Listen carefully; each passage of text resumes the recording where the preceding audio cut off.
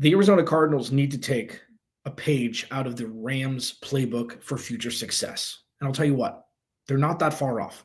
Let's discuss.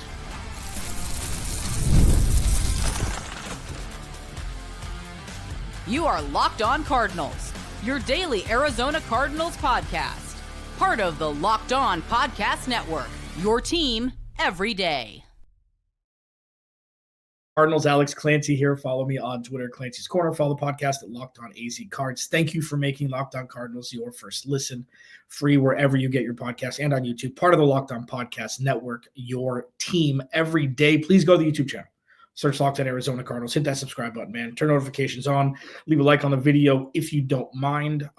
We're just ramping up. I know the 2024 season isn't over yet for other teams, but we're ramping up for what's set to be a very, very exciting 2025 offseason draft cycle, free agency, OTAs, mini camps, training camp, and then week one of the 2025 season in September. So keep it locked in here. We won't disappoint. Today's episode of Locked On Cardinals is brought to you by FanDuel.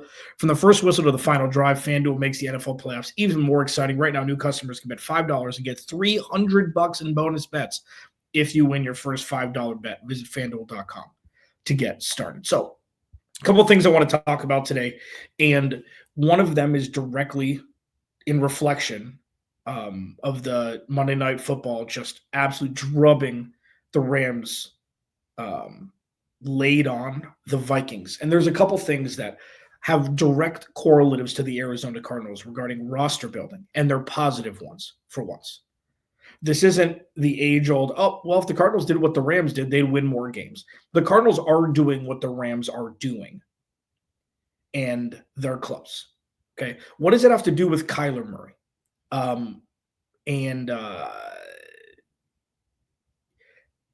It's something that some might not like, but it's fine. I mean, it's something that I think, at least putting into perspective, the role of a quarterback in a specific instance with a specific skill set of a roster, it's going to be fun to discuss. And then what's the state of the Arizona Cardinals in the NFC moving forward, like future pacing stuff.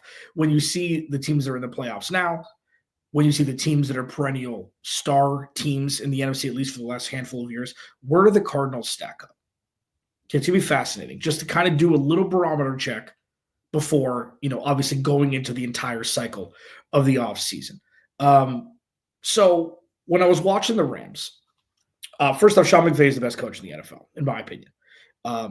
And it's something that rings true regardless of who his coordinators are, regardless of who the players are. He gets every single drop out of all of his players, puts them in a position to succeed on offense and defense, plays the hits when necessary. See Puka Nacua, Cooper Kupp, Kyron Williams. And overall just has a big boy adult game plan and in that light, he's making the opposing teams look unprepared.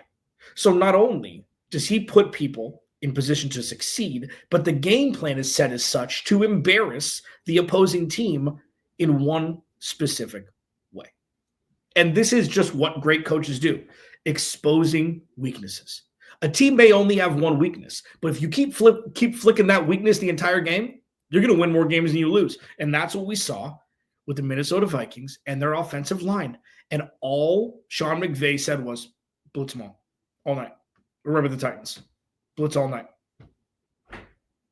They'll remember forever the day they played the Rams. I mean, not really, but that was one of the best lines, Titans, in the movie. And the reason why this is pertinent to the Cardinals is every single one of their impact makers on defense are young drafted guys. Kobe Turner, Jared Verse, Byron Young, Braden Fiske. That's going to be a terror for the Cardinals for the next 5, 6, 7 years, depending on second contracts. And that's something that the Cardinals have pretty much to a T. Now, sure, you got Blue Baker, Mac Wilson. We'll see what happens with Kazir White. Now, it's not all just drafted guys, but the main crux of the Arizona Cardinals defense. And the best defensive players, again, aside from Budda Baker, Garrett Williams, Max Melton. We'll see what happens when B.J. Ojulari comes back. We'll see what Darius Robinson looks like when he actually has some help in the pass rush position. Dante Stills, they've got guys. Okay, now remember, early in the season, the Rams were a laughingstock. Okay, so it took a while for these rookies, second-year players, third-year players really to mold together and play meaningful football together in an impactful way. And the Cardinals were kind of the same. Now, I'm not comparing Jonathan Gannon to Sean McVay. It'd be a fool's errand at this point, naturally. But what I am doing is looking at what Jonathan Gannon and Nick Rallis have done with this defense. And even though the pass rush was non-existent this year due to a 2-year roster build, they've shown flashes of what we saw from the Rams on Monday night. Now, it's outside in instead of inside out, like the Rams have done, like most teams do. They'll build the lines and then they'll, add corners as see fit. Cardinals have what's set to be one of the better secondaries in football starting next season. And imagine what they've got with the pass rush. Okay. I talk about it a lot, talked about it the entire season, we'll talk about it the entire offseason, especially as we get into free agency in the draft, where it's like, okay, go get some big boys up front. This team will be set and forget on defense. So I was constantly thinking about the Cardinals on Monday night watching the Rams, where in years past, and even this year, during a good chunk of the season, the Cardinals look more like the Vikings than the Rams. Where it's like, okay, they've got enough talent to not be playing this poorly. And no, this isn't a Sam Darnold versus Kyler Murray thing. I did tweet out something to the effect of Kyler Murray's quote-unquote bad this year was far better than what we've seen from playoff quarterbacks who have lost games. And I know that it's a playoff game, not a regular season game. I was just putting it in perspective that a lot of Cardinals fans who don't like Kyler Murray refuse to look outside of State Farm Stadium and see what an average quarterback looks like. And Kyler Murray, whether you want to believe it or not, is more times than not an above average quarterback. With the defense specifically led by Sean McVay and the Rams, they're poised beyond their years. And that's something that the Arizona Cardinals can very well mirror, mimic, and I think they're very well on their way in being able to do so.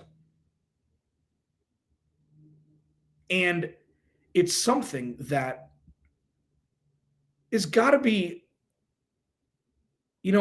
it's got to be a positive takeaway, right? Like, I'm not, me very well. I am not one to just juice for no reason. Okay. You know me at this point. I'm not just trying to make something sound good just to make something sound good so I don't have to, talk about negative things all day. It's not fun.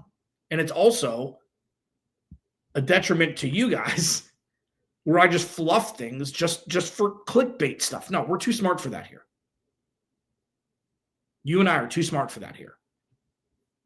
So when you look at, again, in no particular order, Byron Young, Braden Fiske, Jared Verse, Kobe Turner, and you look at Garrett Williams, Max Melton, we'll see what happens with B.J. Ojulari. I know it's more we'll see. Dadrion Taylor-Demerson, naturally.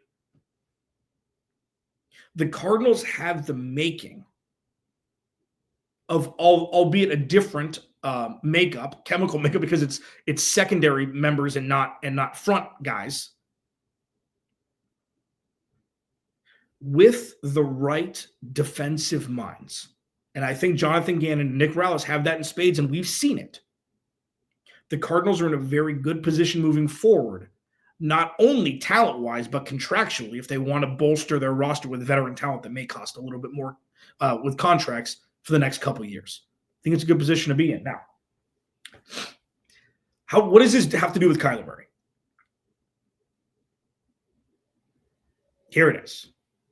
Good defenses / great defenses mask the deficiencies of a quarterback who isn't perfect all the time.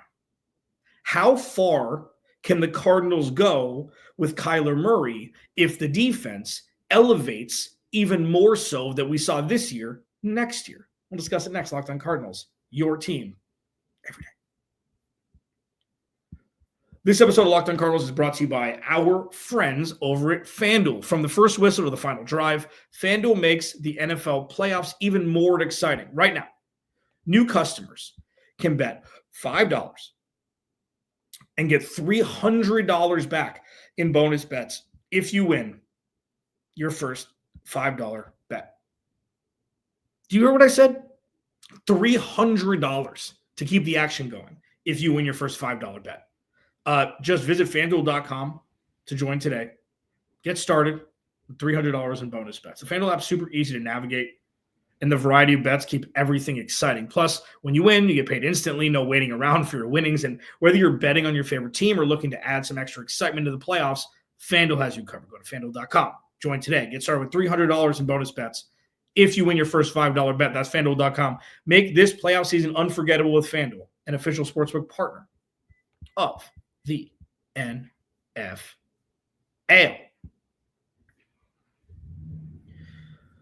So, the thing is, with a good defense, it makes everything look better. And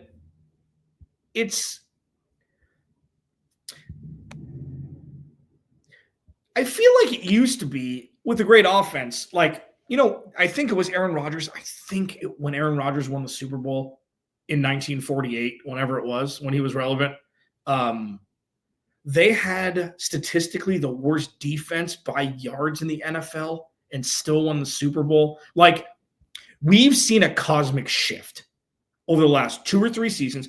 I had this coming years ago, but we won't put pat me on the back here. Run the ball, play defense, win football games.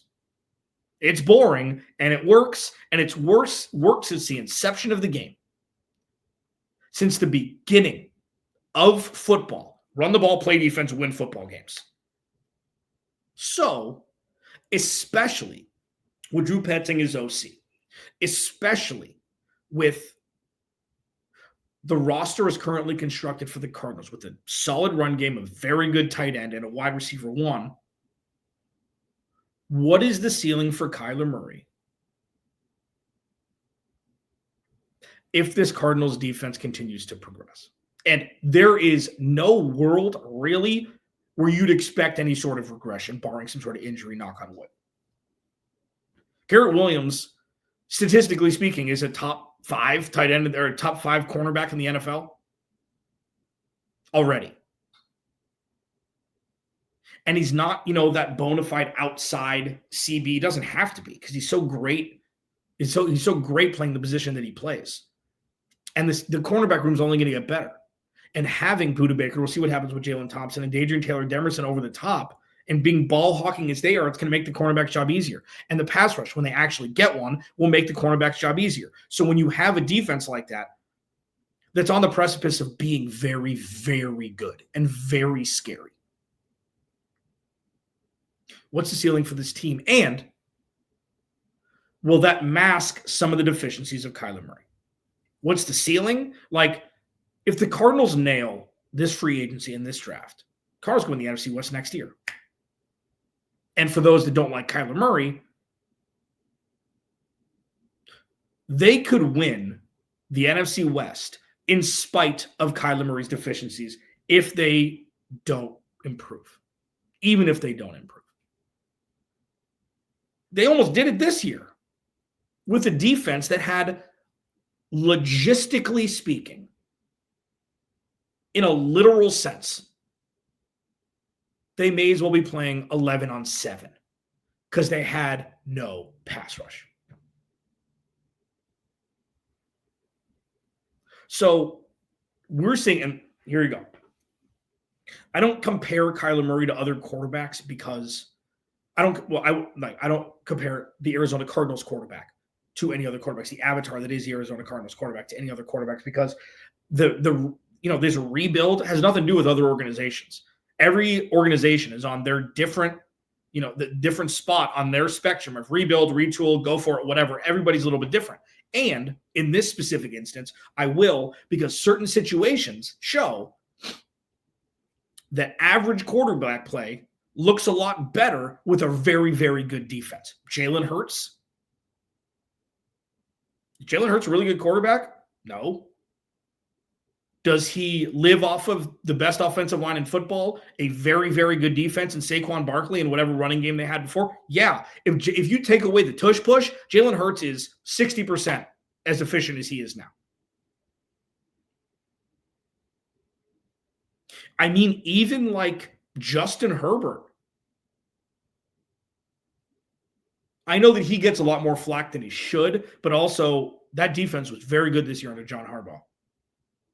Average quarterback play looks a lot better when you have a very good defense and a good run game. CJ Stroud.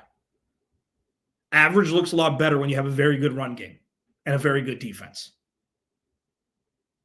And yes, I've mentioned 3 playoff teams, of course. The Cardinals aren't there yet. That's where, that's where you can tell the comparison. But my point for this segment is Kyler Murray doesn't have to be great for the Cardinals to be great.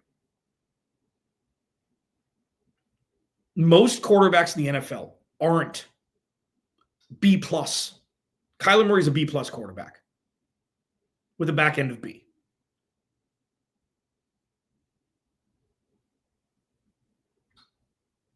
And if you add some defensive talent up front, the Cardinals probably would have won 10 or 11 games this year, even with the weaknesses that Kyler Murray brings, because of course he does bring some, like any quarterback does.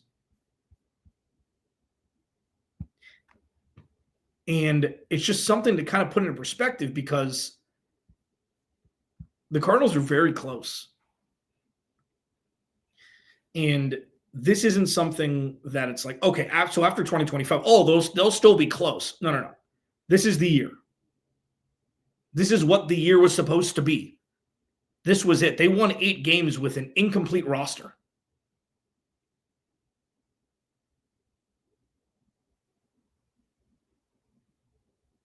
So with the bolstering of the defense, with Kyler Murray improving, I'll promise you one thing. Kyler Murray is going into year 7. Okay. So it kind of gives you chills like, wow, we're still having these conversations. Yeah. I still give him the benefit of the doubt for the Cliff years. Oh, look at what Cliff's doing in Washington. Yeah, he doesn't have to coach the team. He calls plays. Nobody ever questioned that he was good at that. That he was terrible at that. Nobody questioned that. He's a good play caller. He's not a good leader. He's a good OC. The Arizona Cardinals had an offensive coordinator as head coach. I mentioned that for years. But going into year 7, makes you want to throw up. Going into year 7, this is it. This is the make or break. I feel like it's going to be either 100% Kyler Murray, 0% Kyler Murray. I think that at this point, especially with, and I'll get into the roster construction on the offensive side of the ball later in the week. This is it without a safety net. High wire act without a safety net, but it's going to be one of the best quarterback situations in the NFL come 2025. Went from one of the worst to one of the best in a couple short years. And I'll explain why the state of the Arizona Cardinals is going to mirror that in the NFC in 2025 next. Locked On Cardinals, your team every day.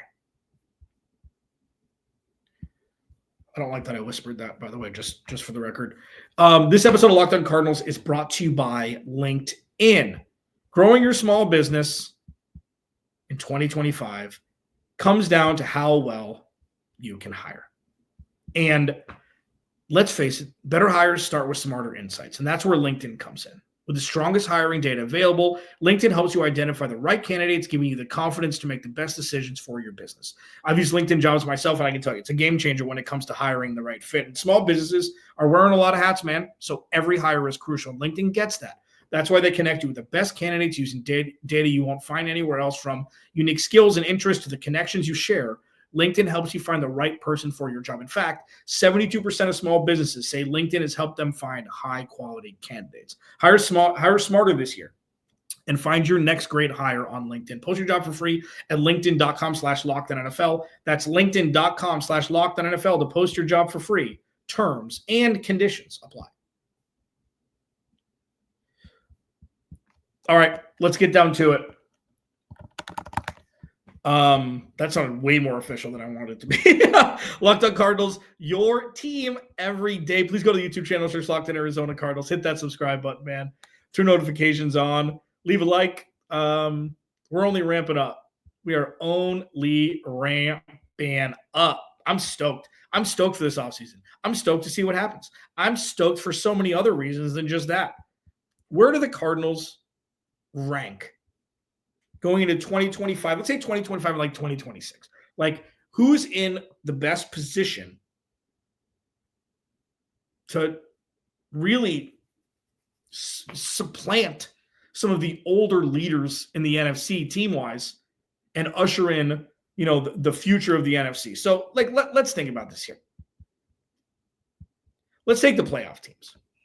Are the Cardinals in a better position in 2025 than the Packers? Yes.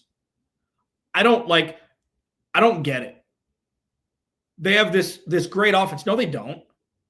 Name one wide receiver that you trust. Josh Jacobs was the engine for that team. Sure. Jordan Love was out a couple games. Malik Willis came in and won a couple games. Matt LaFleur is one of the most underrated head coaches in football. And you trust Jaden Reed or Christian Watson, who can't stay healthy. Tore his ACL. Man, the guy can't catch a break. Romeo Dobbs, Tucker Kraft, no. You take the Cardinals over them. The defense. Now, the Packers defense at times showed this year they were top 7, top 8 defense in the league. So the Cardinals may be lacking a little bit there. But if you're saying pick Jordan Love or Kyler Murray, like, I'm not saying it's Kyler Murray by a landslide, but I'm not saying it's Jordan Love by a landslide either. Like, give me a break here. Give me an absolute break. Falcons, their offense is good. Bijan Robinson is good. We don't know about Michael Penix. He showed flashes down the stretch, but he's going to be a second-year guy. He's 100 years old. It's going to be fascinating to see. I would still take the Cardinals over them. The Panthers are sneaky because Bryce Young is starting to get it. And he's got the right coach. He's got the right support system. He's got things like that now that, will benefit a young quarterback, which is fantastic. And you kind of root for him.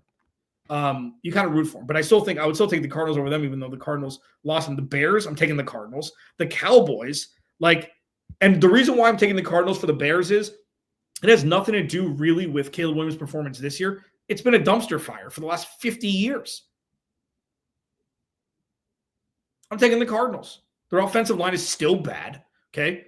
Jalen Johnson played fine this year, but he got CB1 money. We'll see what happens with Montez Sweat and those guys. Keenan Allen's going to be gone. We'll see if Roma Dunze is a wide receiver 1. Like, DJ Moore's probably going to be gone. Like, that's going to be completely different, and who they hire as a coach will be very important for that. The Cowboys, TBD, I think when Dak is healthy, he's right in the Kyler Murray area of quarterback.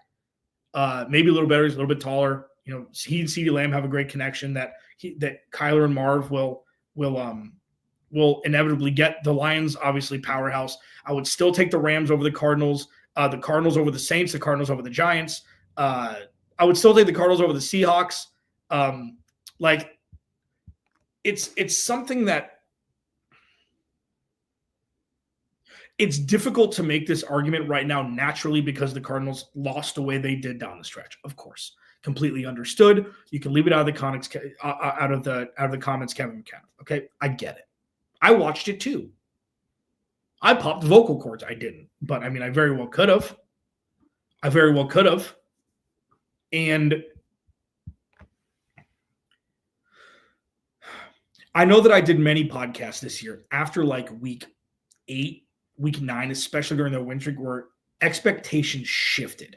They didn't change, but the goalposts have shifted a bit towards they could make the playoffs this year. And if they want to, this is what would need to happen. And that second part didn't. Whatever it was, nothing happened properly for the Arizona Cardinals to make the playoffs naturally. And then, they're sitting at home with me right now. But it was always 2025. And that was the plan. it's difficult to combat the pushback saying, oh, teams rebuild in 1 year. Why is it taking so long? It's a very, very good question. It's a very good question. And I'm not blaming that on Stevie Baby. I'm not blaming that on anything, really. I think the only potential reason is when Kyler Murray tore his ACL. You lose half a year. And then last year was the first year they got Marvin. And I will defend my stance that dropping a wide receiver 1 in a run-first offense that features a tight end isn't as easy as 1, 2, 3. It's not as easy as, oh, everybody's talented. Go make it work. It's not that easy, man.